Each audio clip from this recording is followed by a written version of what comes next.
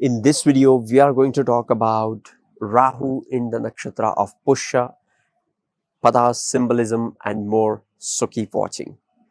Namaste and welcome to Brahmanic Astrology channel. If you want to learn Vedic astrology step by step, join my 3 hours free training. Link is in the description, which will help you to get started into Vedic astrology, even if you have no prior background to Vedic astrology, without spending thousands of dollars on Vedic astrology online courses, which will help you to start making predictions for your own within 3 hours. So check out the link in the description section. Namaste and welcome to Brahmanic Astrology channel. I'm your host Prasad Mahazani. Help you raise your vibrations and become your true self with the help of Vedic astrology. Rahu into the nakshatra of Pushya. What is Rahu? Rahu is the mathematical point astronomically which is on the north intersection of Earth's orbit around the sun with the moon's orbit around the Earth.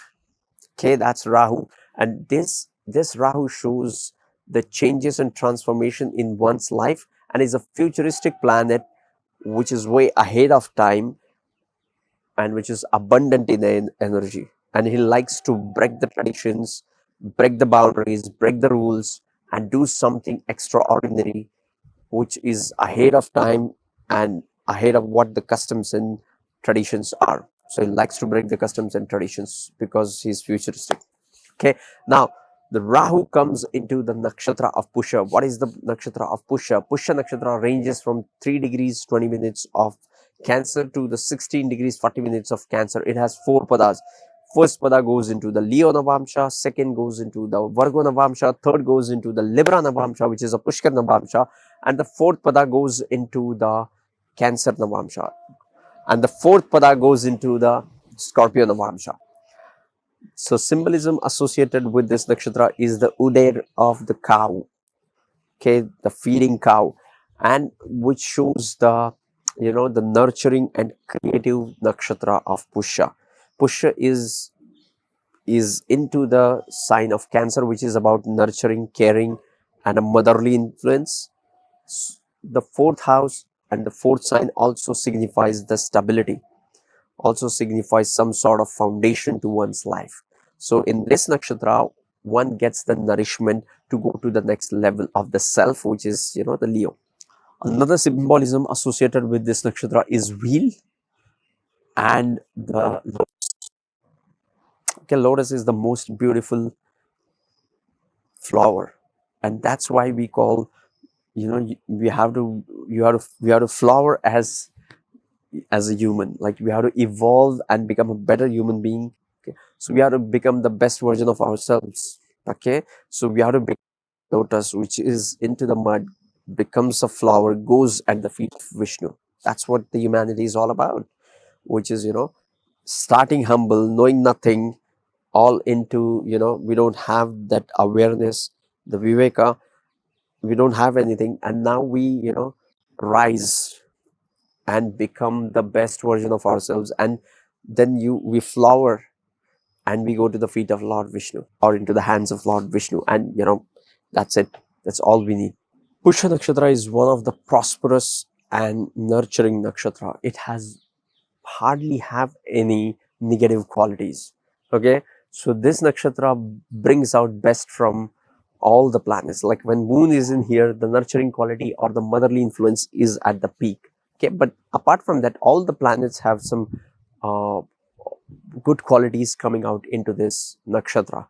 It's like you have a great, no matter who you are, you have a great connection with your mother. Okay, now this is what happens into this pada. So all planets do well into this nakshatra. The deity associated with this nakshatra is Brihaspati, and Brihaspati is normally used as a synonymous with the planet Jupiter, but Brihaspati is the son of sage Angiras, and the Brihaspati have the custody of the planet Jupiter. The Brihaspati is the counselor or the guru of the devas. He teaches them through the spiritual things and how to evolve to the devas. Yes, and it is also responsible for all the rituals, all the ceremonies, yajnas, and all the wisdom. Okay, and that's what Jupiter is all about. So Brihaspati you can attach all the qualities of Jupiter to this nakshatra, because the ruling deity itself is Jupiter or the Brihaspati, but it is not same as the planetary ruler. This is something uh, profound. The deity of any planet, deity of any nakshatra is far more important than just dasha ruler. It brings in the wisdom, it brings in religion, spirituality, philosophy, mentoring, teachers, all kinds of wisdom, abundance, bhagya, wealth, travel, all kinds of things come into with the Jupiter being the deity of this nakshatra. So this is one of the most benefic nakshatra, I would say, which has hardly any negative side to it. Okay, the only downside to this nakshatra is they can get into their comfort zone because they have too much of comfort, and then they feel they become complacent, they procrastinate, and they lose. Sometimes they lose the track and they are not up to their potential, and that's the one major downside to Pushya Nakshatra. But apart from that, I hardly see any negative trait for Pushya Nakshatra. Now, what happens when Rahu comes into the nakshatra of Pushya? The planet of abundance comes in the nakshatra of expansion, or the nakshatra which is ruled by Jupiter, which is expansion. So now what happens is, when Jupiter and Rahu gets together, you can call it Guru Chandal Yoga. Okay, but this is not Guru Chandal Yoga, is a different thing. But here, this Rahu is controlled by Jupiter. So now this abundant energy, it's like the horses to the chariot. So they are controlled by the person who is riding it.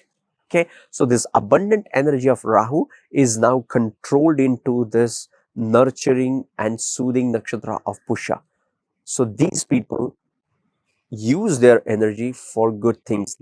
They happily accept the boundaries of the Pushya nakshatra. Though Rahu is an asura, when it comes into the rulership of Jupiter, he gets the guidance of the Jupiter, right? The Rahu either gets the guidance of the Shukra, the other rival of the Jupiter, or, and by the way, he is also the disciple of the Angiras, the father of Jupiter, who taught him all the magic and all the rituals and all the occult and mystical processes which helped him evolve, and that's what he teaches to the gods. So either the Rahu gets the guidance of the Venus, or he's getting the guidance of the Jupiter, the Brihaspati. Brihaspati is said to be a powerful deity which is great with politics, with the Rajya Shastra, or how kings should behave, how it should behave, all the ethical things, all the political things. These, like Brihaspati mastered these things. Okay, now when Rahu comes in here, these people have abundant energy to explore all these areas of life. Like they would in extra effort in becoming the best person who is going to strategize all these things, who is going to explore and using these techniques and tactics against the opponents and see how they works and how they can modify and make that happen and to conquer those enemies. Okay, the planet of unusual things comes into the nakshatra of counseling. So these people have some unusual karma around the counseling. So yes, so there is a story of Jupiter and Mercury and how Mercury is born. Okay, so what that story shows is these people have to be careful with their families. Okay, these people are not careful taking care of their families, because the planet of abundant energy comes into the nakshatra, which is all about the good qualities in life. So these people are working hard on themselves to improve on those qualities, which sometimes leads to ignoring their families. They become like a workaholic and they ignore their families. The planet of obsession comes into the nakshatra, which is about the rituals and yajnas and all the Jupiterian things which the Brihaspati has learned from his father. So these people have a deeper obsession about the rituals. spiritual rituals. Okay, these can be dark, these can be, high. Like this can be positive, these can be negative rituals. The energies can be positive and negative based on the chart, but these people surely will have some connection with the rituals. When Rahu comes into the nakshatra of Pushya, it shows some rivalry at the level of intellect.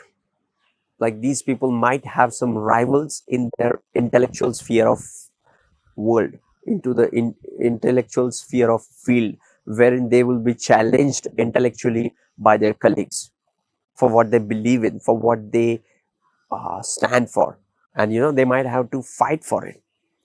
By the way, Rahu in Pushya have the ability to fight for it. This nakshatra has four padas. The first pada goes into the Leo Amsha. Leo is all about self and is about creativity. So when the planet of obsession, the planet of illusion and creativity goes into this pada, these people have strong ideas about self. These people have ways to express themselves, some unique creativity to express themselves. Okay. The next pada of this nakshatra goes into the Vargo Navamsha. Now, this is one of the most hard-working pada of all, because now it is into the Virgo pada. Virgo is an earthy sign, and it controls the otherwise, the strong and outgoing energy of Rahu, and channelize it to certain purpose and make it a success. So this makes, like when Rahu comes into this pada, it makes these people hardworking,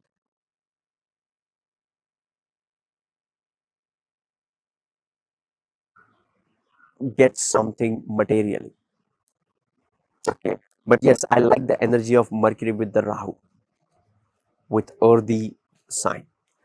Now, next pada of this nakshatra goes into Libra Navamsha. Now, this is a Pushkar Navamsha, and Rahu here, the planet of abundance, extravagance, larger than life, illusionary planet, comes into the pada which is ruled by Venus, which is the planet of desires.